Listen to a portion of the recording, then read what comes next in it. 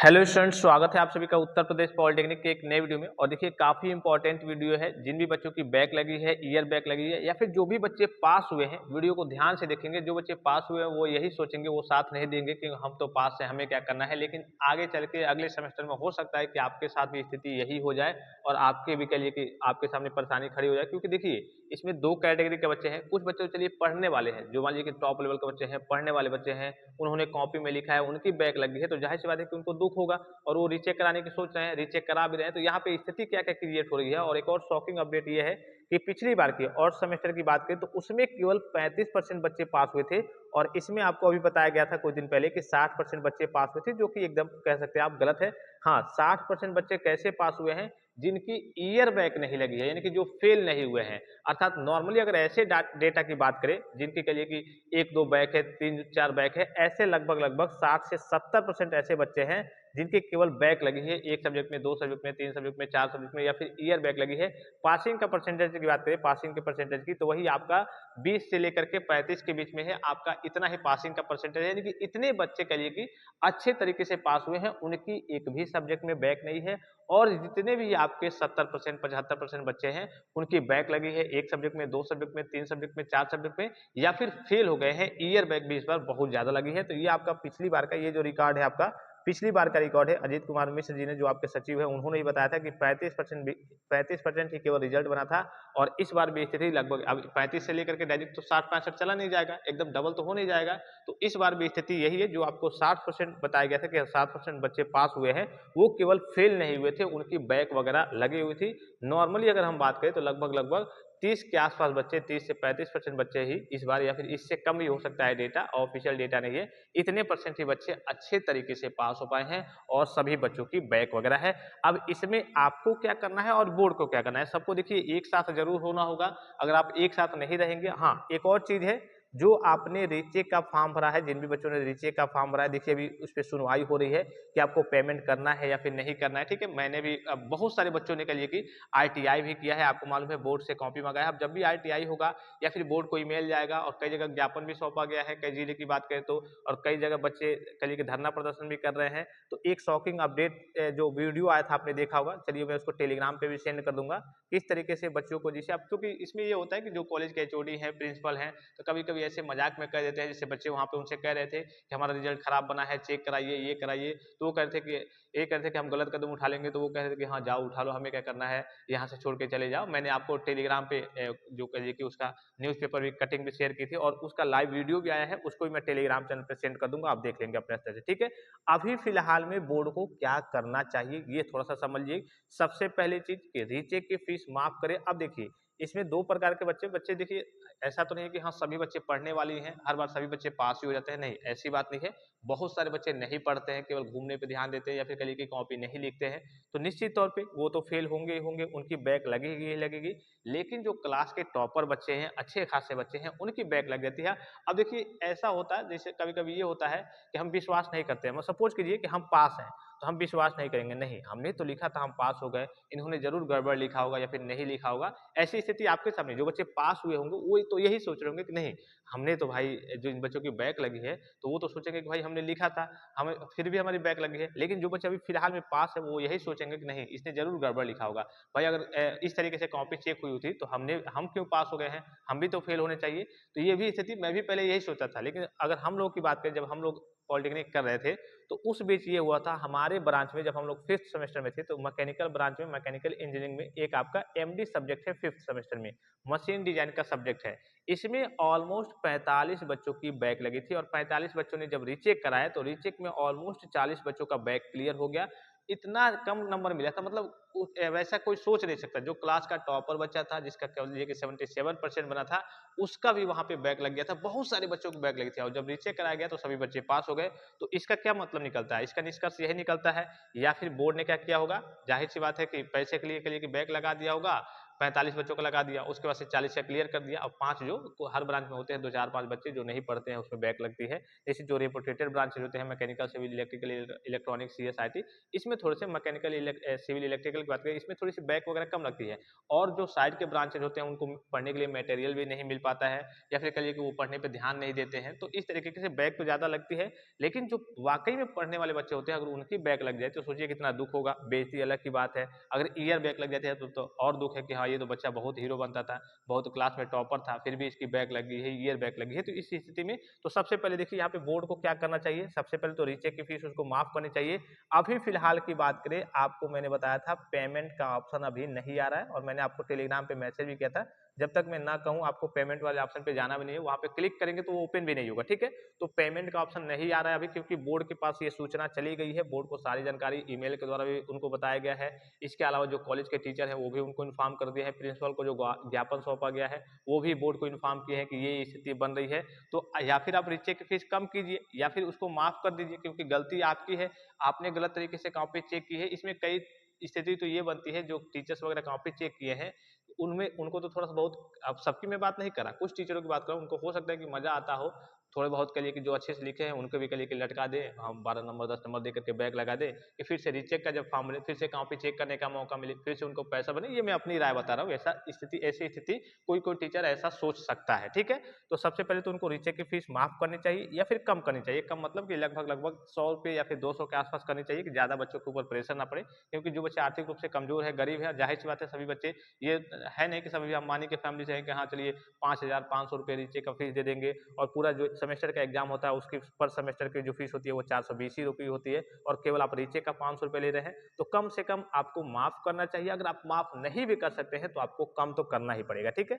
दूसरी चीज कि रीचेक लॉगिन सिक्योरिटी आपको देना है। रीचेक लॉगिन सिक्योरिटी मतलब क्या होता है, आपका जैसे जैसे आपका दोस्त हो गया, या फिर कोई समझिए कि बहुत क्लास में ऐसे होते हैं, या फिर कहिए कि किसी का साइड से आपका enrolment number, date of birth मिल गया और रीचेक का फॉर्म आया, आपने जाकर के, अब तो उससे हो सकता है थोड़ी बहुत दुश्मनी हो, तो आपने जाकर के उसका लॉगिन करके वहां पे रजिस्ट्रेशन कर दिया, पांचों सब्जेक्ट में रीचेक का फॉर्म फिलअप कर दिया, रजिस्ट्रेशन कर दिया, सबमिट कर दिया, और उसके बाद से जब ये बच्चा उठा गया वहां पे सबमिट करने दिखा रहा है तो उसका सबमिट है, इस केस में तो वो फंस जाएगा।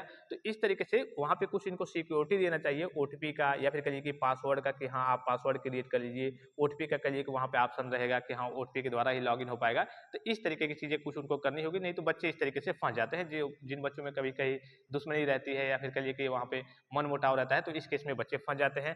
फिर उसके बाद से उनको चाहिए कि एक ऑप्शन दे दें, जैसे बहुत सारे बच्चे फॉर्म फिलअप करते हैं तो उसमें कभी कभी गड़बड़ी कर देते हैं, तो एडिट या फिर सुधार का भी ऑप्शन दे दें। चौथी चीज ये है कि जो छात्र उपस्थित है, प्रेजेंट थे, उनका ऑप्शन वहां पे क्यों दिखा रहे हैं, क्या डेटा सही से कॉलेज से गया नहीं है। बहुत सारे बच्चे मेरे पास मैसेज कर रहे हैं, सर हम तो थ्योरी में कहिए कि प्रेजेंट थे, सर हम प्रैक्टिकल में प्रेजेंट थे, फिर भी हमारा ऑब्सेंट हो गया है। तो इस पे भी बोर्ड को सोच विचार करना चाहिए, जो भी आपका कॉलेज से डेटा जा रहा है उसको सही से देखना चाहिए। इस बार हालांकि एमडब्ल्यू नहीं लगा है, पहले तो एमडब्ल्यू भी लग जाता था, तो एमडब्ल्यू का तो मतलब ही नहीं बनता भाई। आपको अगर रिजल्ट में कुछ समझ में नहीं आ रहा है, आप अपडेट कर रहे हैं तो उसको सही से देख लीजिए, वहां से बोर्ड से पता कर लीजिए कि हाँ, या फिर कॉलेज से पता कर लीजिए कि हाँ इसका कितना मार्क्स है, कैसे मार्क्स है। एमडब्ल्यू लगाने का क्या मतलब है, तो इस पे भी आप देखिए। और ये जो ऑब्सेंट आप लगाए हैं, बच्चे हालांकि एप्लीकेशन दे दिए हैं कॉलेज में, वो सुधार हो जाता है, अपडेट हो जाएगा आपका रिजल्ट, लेकिन इसके बोर्ड को सोच विचार करना होगा, जब सारी चीजों को देख के सही तरीके से, और कॉलेज वालों को भी इस पर ध्यान देना होगा कि जब कॉलेज से जो प्रैक्टिकल वाले बच्चे हैं उनका डेटा जा रहा है तो सही से उनको कहिए कि वहां पे अगर एब्सेंट है तो एब्सेंट कर दें, अगर प्रेजेंट है तो सही से प्रेजेंट चलाएं, वहां पे एब्सेंट ना करें, ठीक है। उसके बाद से देखिए अध्यापक को, जितने भी टीचर्स हैं उनको कम से कम एक सीक्वेंस बताएं कि किस तरीके से बोर्ड की कॉपी चेक करनी है। मैंने आपको पिछली वीडियो में बताया था कि मान लीजिए कोई बच्चा हो गया, कोई क्वेश्चन हो गया आपके एग्जाम में आया है, नॉर्मली मैं एग्जाम्पल के थ्रू आपको बताता हूँ कि आपसे पूछा गया है कि आप अपना नाम बताइए, पिताजी का नाम बताइए, माताजी का नाम बताइए, अपना डेट ऑफ बर्थ बताइए, अपना एड्रेस बताइए। अब 5 क्वेश्चन पूछा है, मतलब एक ही में 5 नंबर का पूछा है, ये 5 नंबर का बच्चे ने पूरा लिख दिया। इसके बावजूद भी जो टीचर चेक करने आएगा कॉपी, यहाँ पे देखेगा कितना पेज लिखा है। कभी कभी तो किसी किसी टीचर की मानसिकता ऐसी रहती है, सबसे पहले देखेंगे कितना पेज लिखा है, हाँ 3 पेज लिखा है, 1.5 नंबर, 2 नंबर, 2.5 नंबर दे के निकल जाएंगे। कभी कभी कोई टीचर, अगर मान लीजिए जो टॉपिक आपसे पूछा गया है, ऐसा तो नहीं है कि हाँ कोई बच्चा पूरी कहिए कि बीटीयूपी में कोई बच्चा ना दे पाए, ऐसा तो है नहीं। बहुत सारे कई कई नॉर्मल क्वेश्चन आते हैं, इजी क्वेश्चन आते हैं कि हाँ इसको डिफाइन कीजिए, इसके टाइप्स बताइए, इसको बताइए, इसकी विशेषता बताइए, इसके अंतर बताइए, तो बच्चा पूरा लिख भी देता है। तो टीचर की मानसिकता ऐसी हो गई है, उनको पता नहीं उनके दिमाग में क्या बैठ गया है कि हाँ 2 नंबर, 2.5 नंबर, 3 नंबर, बहुत अच्छा लगे तो 4 नंबर दे करके निकल जाते हैं। भाई आप 4 नंबर क्यों? आपने जो पूछा है बच्चे ने अगर पूरा लिखा है तो आपको 5 नंबर वहाँ पे देना होगा। हाँ, एक और चीज़ मैंने आपको बताया था कि अगर कोई नॉर्मल सी त्रुटि मान लीजिए कि मैं ये चीज़ लिखा हूँ, ठीक है? ये 5 नंबर का पूछा है और ये सारी चीज़ें सही है, टोटल सही है, जितने भी 7 पॉइंट लिखे हैं सातों सही है और इसमें 5 नंबर में जो पूछा गया है उसमें 7 ही पॉइंट है, सारी चीज़ें सही है। अब मान लीजिए कि मैंने यहाँ पे ट्रेनिंग जो शब्द है इसको गलत लिख दिया है, ठीक है? यहाँ पे मान लीजिए कि यहाँ पे लिख दिया है टर्निंग मैंने लिख दिया है, इसको गलत लिख दिया है। क्या इसके चलते आप 1 नंबर काट सकते हैं? नहीं काट सकते। क्यों नहीं काट सकते? अगर एक शब्द पे आप 1 नंबर काटेंगे तो इसी लाइन में आपके 10 शब्द हैं, 20 शब्द, 30 शब्द, 40 शब्द, 50, 60, 70 तो ये 70 नंबर का क्वेश्चन हो गया। अगर यहाँ पे आप 1 नंबर काटे हैं, मान लीजिए कि मैंने यहाँ भी गलत लिख दिया, इसको भी आपने 1 नंबर काट दिया। यहाँ पे भी ये उपस्थित हमने गलत लिखा है, इसको भी आपने 1 नंबर काट दिया। तो ऐसे-ऐसे तो यहाँ पे 70 नंबर आप काट लेंगे और पूरा पेपर ही 50 नंबर का होता है। तो इस पे भी ये टीचर की मानसिकता के ऊपर डिपेंड करता है। अब मान लीजिए कि 5 नंबर का क्वेश्चन पूछा है, एक थोड़ा-सा शब्द गलत है, आपने इसके लिए 1 नंबर काट लिया।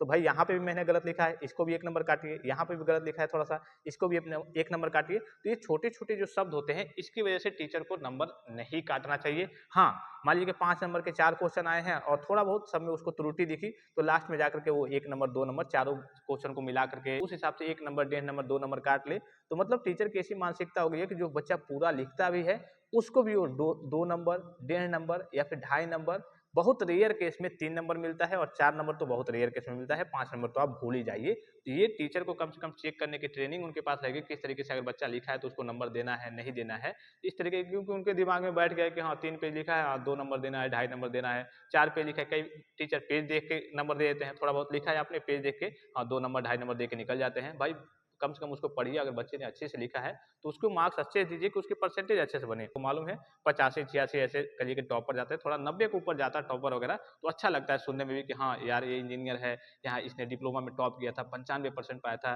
96%। भाई कोई तो बच्चा ऐसा होगा जिसके अंदर क्वालिटी होगी जो हाई स्कूल इंटरमीडिएट में 95% पाता है, 96% पाता है और वो पता चले पॉलिटेक्निक में आकर के 70%, 68% पे रह जाता है, ठीक है? तो ये स्थिति में उनको भी इस पे सोच विचार करना चाहिए।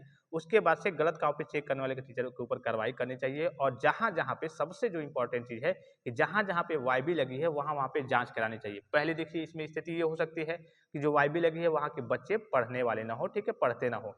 एक और स्थिति हो सकती है कि वहाँ पे हो सकता है कि टीचर पढ़ाते ही ना हो, क्लास भी ना चलती हो, तो जहाँ-जहाँ पे वाईबी ज़्यादा लगी है, ईयर बैग ज़्यादा लगी है, वहाँ पे क्या करना चाहिए बोर्ड को, कहिए कि वहाँ पर अधिकारियों को भेज करके वहाँ पे जाँच करानी चाहिए कि आखिर यहाँ पे बच्चों की इतनी बैग क्यों लगी है? ईयर बैग क्यों लगी है? बच्चे फेल क्यों हैं? क्या वहाँ पे पढ़ाई नहीं होती है? अगर पढ़ाई नहीं होती है तो वहाँ पे सही से टीचर वगैरह रखे जाए, पढ़ाई कराई जाए या फिर ये भी हो सकता है कि बच्चे पढ़ते नहीं हैं तो उनको भी उनकी भी तो ज़िम्मेदारी आपकी है कि आप उसको गाइड कीजिए, पढ़ाई कराइए सही से। हालाँकि जो बच्चे नहीं पढ़ेंगे उनको तो आप कितना ही पढ़ाएँगे तो वो नहीं पढ़ेंगे, लेकिन ऐसा तो नहीं कि हाँ, हर एक ब्रांच में अभी हमारे ही कॉलेज के पास की बात करें, किसी-किसी ब्रांच में जैसे पीएमटी हो गया, ऐसे-ऐसे ब्रांचेज़ जिसमें कि कहिए कि अगर 75 बच्चे थे, तो सेकेंड ईयर की बात करें केवल 10 के आस-पास बच्चे पहुँचे हैं और वही बच्चे फाइनल ईयर में जाते-जाते 75 में से 3 और 5 बचते हैं, तो ये स्थिति नहीं रहनी चाहिए। इतना तो परसेंटेज गिरना चाहिए कि हाँ 75 बच्चे हैं और लास्ट में जाकर के 5 ही बच्चे बचे, तो ऐसी स्थिति तो इसके बारे में कहिए कि बोर्ड को सोचना चाहिए और जाँच वगैरह ज़रूर करानी चाहिए, जहाँ पे खास करके ज़्यादा ईयर बैक लगी है कि वहाँ पे टीचर सही नहीं है या फिर वहाँ पे पढ़ाई नहीं होती है या फिर वहाँ पे बच्चे पढ़ते ही नहीं है, तो इसके बारे में भी जाँच करानी चाहिए।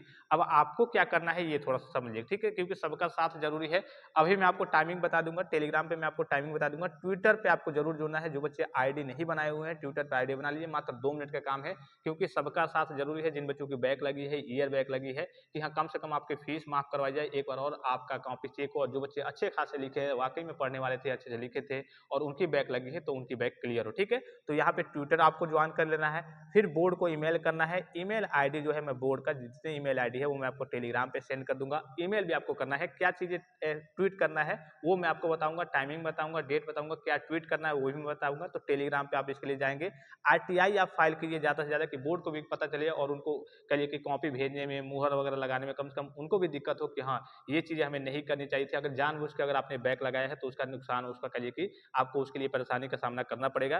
तो अगर चूँकि हालाँकि स्थिति ये नहीं है कि बोर्ड ने जानबूझ के लगवाया होगा। हाँ, थोड़ी बहुत रेयर केस में कभी-कभी स्थिति बन जाती है क्योंकि अभी मैंने आपको शुरू में बताया कि हमारे ही ब्रांच की बात करें 45 बच्चों का बैक लगा था जो कि टॉप लेवल के बच्चे थे और फिर से उनका बैक क्लियर हो गया। तो इसको देख कर के यही लगता है कि हाँ, बोर्ड कहीं न कहीं पैसे के लिए ये काम करता है। ठीक है? ये मैं अपनी राय बता रहा हूँ, ऐसा हो सकता है और आप भी खुद जानते होंगे। ठीक है? फिर से कॉलेज में आप एप्लीकेशन दीजिए, प्रिंसिपल को दीजिए, क्लास टीचर को दीजिए, ठीक है? जहाँ-जहाँ पे आपके प्रिंसिपल या फिर कहीं भी आप जाएँ, बोर्ड अगर जा सकते हैं तो वहाँ पे जाकर के एप्लीकेशन दीजिए कि हाँ, ये स्थिति है आप रीचेक आप मतलब कॉपी को रीचेक कराइए, सही से चेक कराइए और फिर एकता बनाए रखिए। सबसे इंपॉर्टेंट चीज़, अगर आपके पास एकता नहीं है, मान लीजिए कि मैंने कहा कि ट्विटर पे आइए, ईमेल कीजिए, अब पता चले कि जिन बच्चों की बैक लगी है तो उसमें से जो बच्चे केवल ईयर बैक वाले हैं वही थोड़ा बहुत ट्वीट किए, रीट्वीट किए, ईमेल किए, कुछ बच्चे साथ नहीं देंगे। तो इस तरीके से अगर आप साथ नहीं देंगे तो कुछ नहीं हो पाएगा। हालांकि बोर्ड के पास ये जो सूचना है, सारी सूचना बोर्ड के पास पहुंच गई है, लेकिन आपको अपनी ओर से अभी जोर तोड़ लगाए रखना है जब तक कोई अपडेट नहीं आ जाता।